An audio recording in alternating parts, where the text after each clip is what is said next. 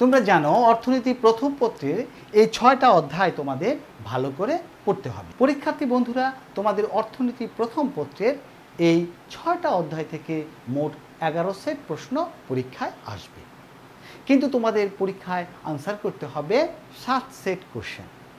সুতরাং তোমরা তোমাদের এই 6টা অধ্যায় যদি ভালো করে পড়ো তবে 7 সেট প্রশ্ন আনসার করা তোমাদের জন্য কোনো কঠিন বিষয় হবে না। যারা তোমরা ভালো করতে চাও, বিশেষ করে তোমরা ইকোনমিক্সে A+ পেতে চাও বা 95 আপ পেতে চাও, তোমাদের জন্য আমি বলবো তোমরা 6টা অধ্যায় খুব ভালোভাবে পড়বে। তোমরা অনেকেই শুধু সাজেশন খোঁজো, না, তোমাদের কোনো সাজেশন খোঁজার কোনো দরকার নাই, কোনো সাজেশন তোমাদের লাগবে না। তাহলে স্যার কী করব? আমি বলবো তোমাদের সাজেশন হচ্ছে বিগত 5 বছরের বোর্ড কোশ্চেনগুলো তোমরা ভালো করে পড়বা। তোমরা যদি বিগত 5 বছরের সকল বিভাগের বোর্ড কোশ্চেনগুলো ভালো করে পড়তে পারো তাহলে ইনশাল্লাহ তোমাদের 11 সেট প্রশ্ন কমন পড়ে যাবে।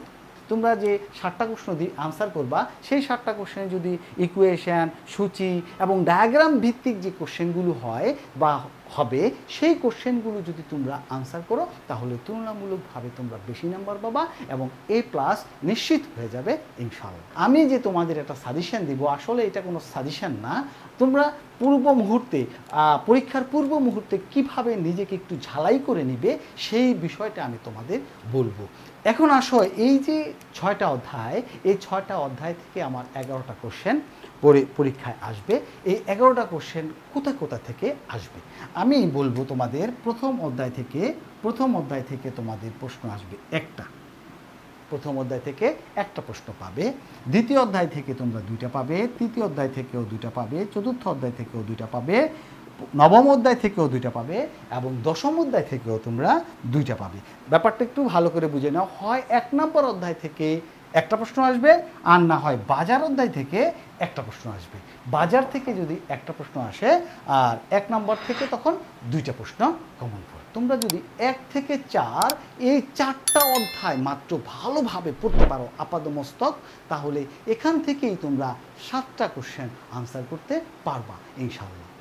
আর এই 2টা অধ্যায় তোমরা যদি শুধু রিডিং পড়ে রাখো, অর্থাৎ এই 2টা অধ্যায় থেকে তো অবশ্যই MCQ আসবে, এই জন্য তোমরা যদি খুব ভালোভাবে এই 2টা রিডিং করে পড়ে রাখো তখন এখান থেকে প্রয়োজনে সিকিউ প্রশ্ন আনসার করতে পারবা, আবার MCQগুলো তো অবশ্যই আনসার করতে পারবা। দেখো, তোমাদের মধ্যে অনেকেই কিন্তু শিখন ফল ভিত্তিক পড়াশোনা করো না এবং তোমাদের মধ্যে অনেকেই জানো না যে পরীক্ষক অবশ্যই শিখন ফল থেকে প্রশ্ন প্রণয়ন করবে, অর্থাৎ প্রশ্নকর্তা শিখন ফল ছাড়া একটি প্রশ্নও প্রণয়ন করবে না। তাহলে আমাদের কিন্তু শিখন ফলটা যদি জানা থাকে তাহলে আমাদের প্রশ্ন কোথা থেকে আসবে বা কী আসবে সেটা আমরা নিজেরাই কিন্তু বলে দিতে পারবো।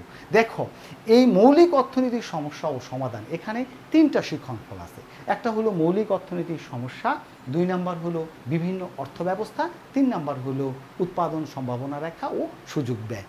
এই 3টা কনসেপ্ট যদি তুমি ভালো করে পড়তে পারো তাহলে কিন্তু তোমার 2টা অথবা একটা প্রশ্ন কমন পড়ে যাবে। তবে আমি তোমাদের বলবো মাত্র 2টা কনসেপ্ট তোমরা এখান থেকে ভালোভাবে পড়ো।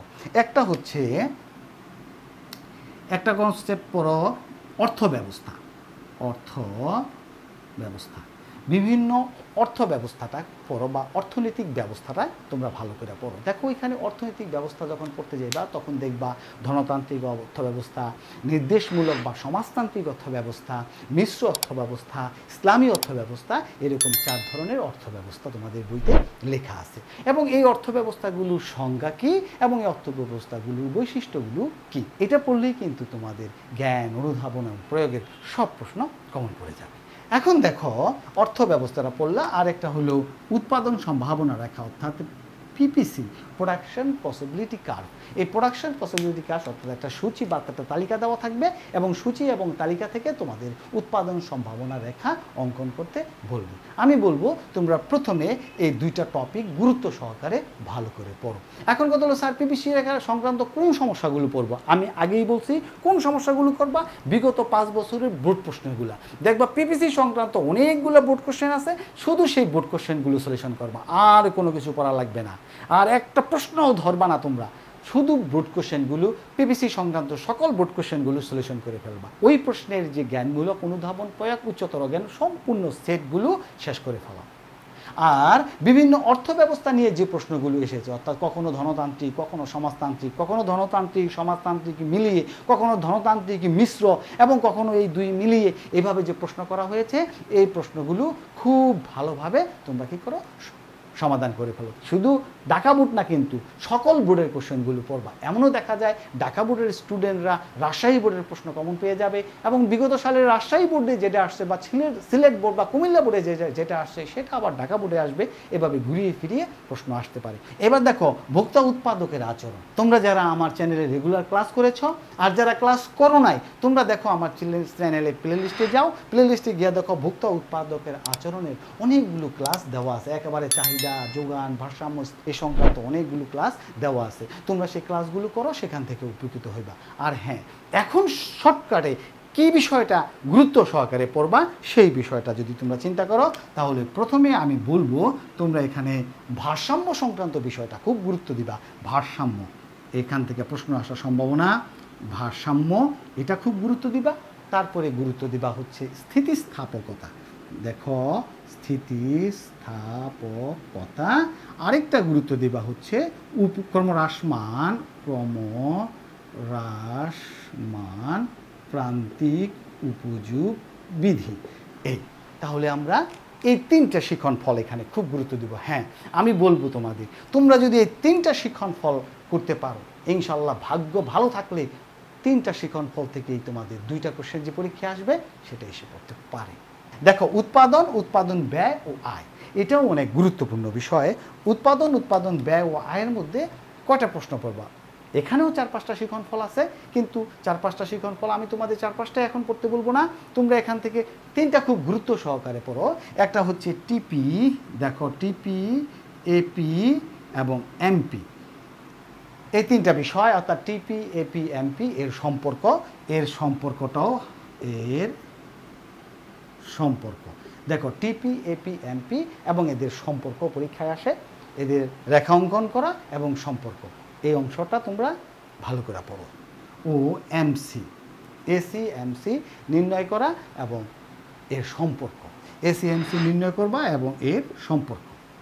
টিআর, এআর, এমআর এর সম্পর্ক। তবে এর সম্পর্কটা একচেটিয়া বাজারের একটা ইম্পর্টেন্ট বেশি।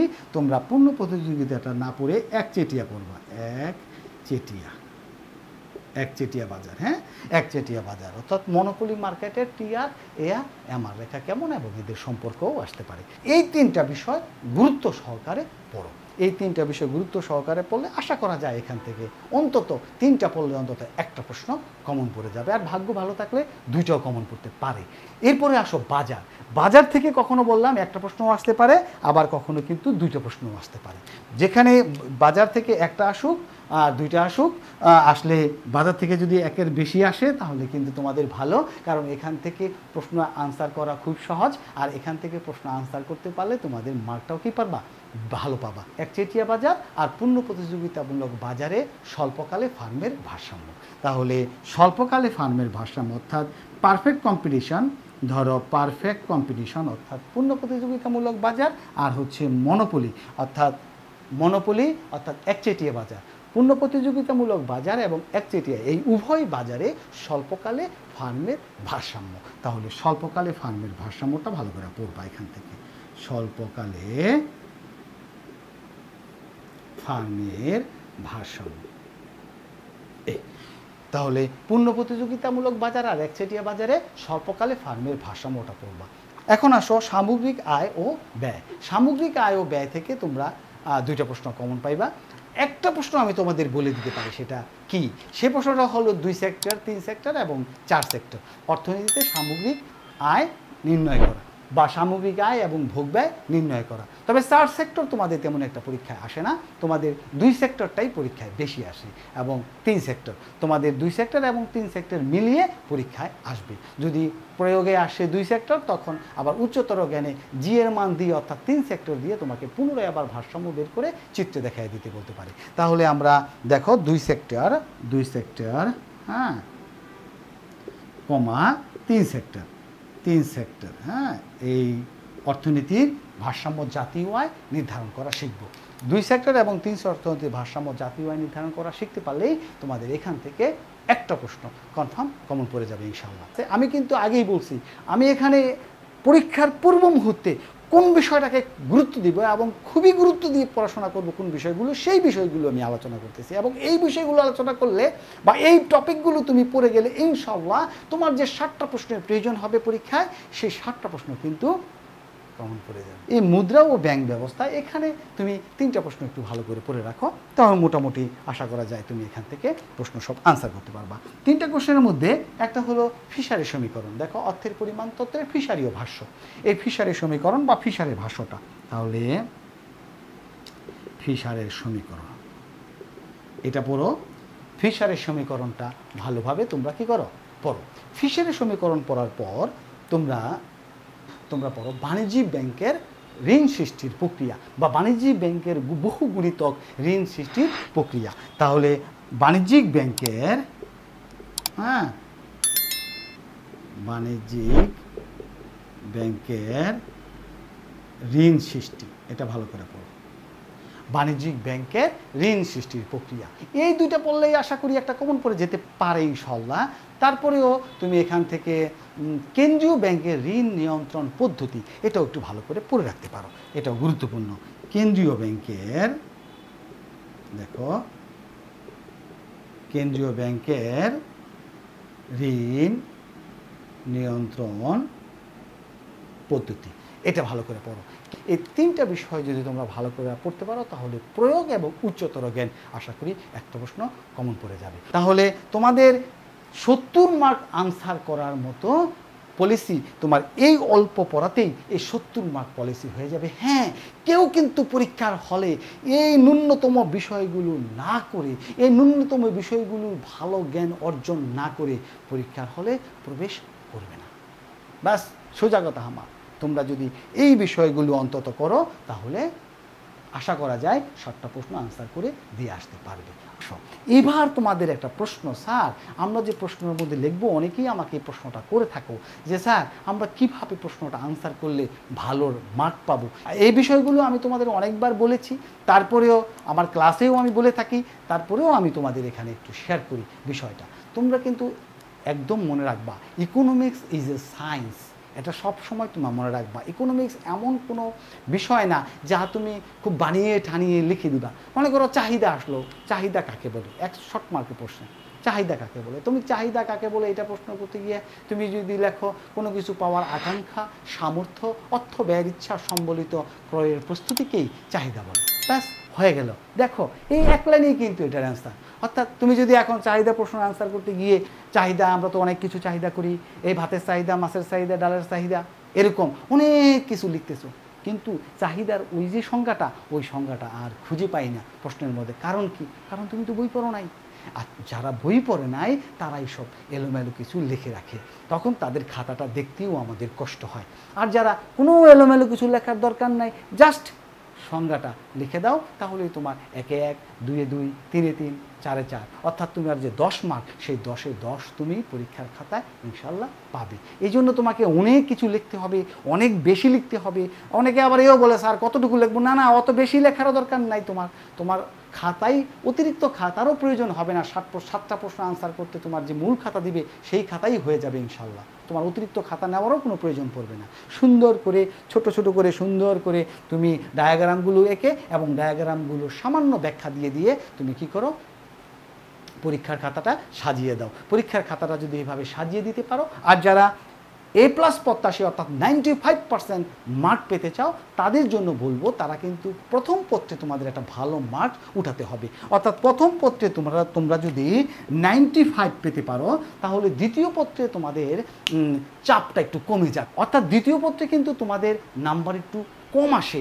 এখন সামান্য যদি নাম্বার কমও আসে, তাহলে ফার্স্ট পার্টের যে একটা জোর, অর্থাৎ ফার্স্ট পার্টে যে তুমি নাম্বার একটা আগায় রেখেছ, সেই আগানোতে এখানে যদি তুমি 70ও পেয়ে যাও, ধরো তুমি 70 পেয়েছো, তুমি সেকেন্ড পত্রটা তোমার ভালো হয় নাই, কিন্তু তোমার সব মিলিয়ে 2 MCQ এবং CQ মিলিয়ে তোমার 70 আসছে, 70 আসলেও প্রথম পত্রে যদি তুমি 95 রাখতে পারো, তখন এখানে দেখো তাহলেও কিন্তু তোমার A+টা কাটা যায় না। অর্থাৎ ফার্স্ট পার্টটাই তুমি ভালো রেজাল্ট করার চিন্তা করো, ফার্স্ট পার্টটাতেই একটা বিশাল মার্কের স্কোর করার চিন্তা করো, তাহলে তুমি অবশ্যই সেকেন্ড পার্টে একটা রিল্যাক্সে পরীক্ষা দিতে পারবা, এবং আশা করি অনেকেই সেকেন্ড পার্টও 85 পেতে পারবা, আশা করি পাবেও অনেকে। কিন্তু যারা একটু কম পেয়ে যাবা তারাও যেন A+টা ছুটে না যায়। সুতরাং তোমাদের যেন কোনোভাবেই A+ ছুটে না যায়, সে ব্যাপারে তোমাদের কী করতে হবে, আমার নির্দেশনা মতো বা আমি যেভাবে তোমাদের বললাম সেভাবে যদি তোমরা প্রিপারেশান নাও, তাহলে ইনশাআল্লাহ তোমরা A+ পাবে আশা করি। আজ এই পর্যন্ত। ভালো থাকো, সুস্থ থাকো, নিরাপদে থাকো, এই প্রত্যাশায়। আল্লাহ হাফেজ।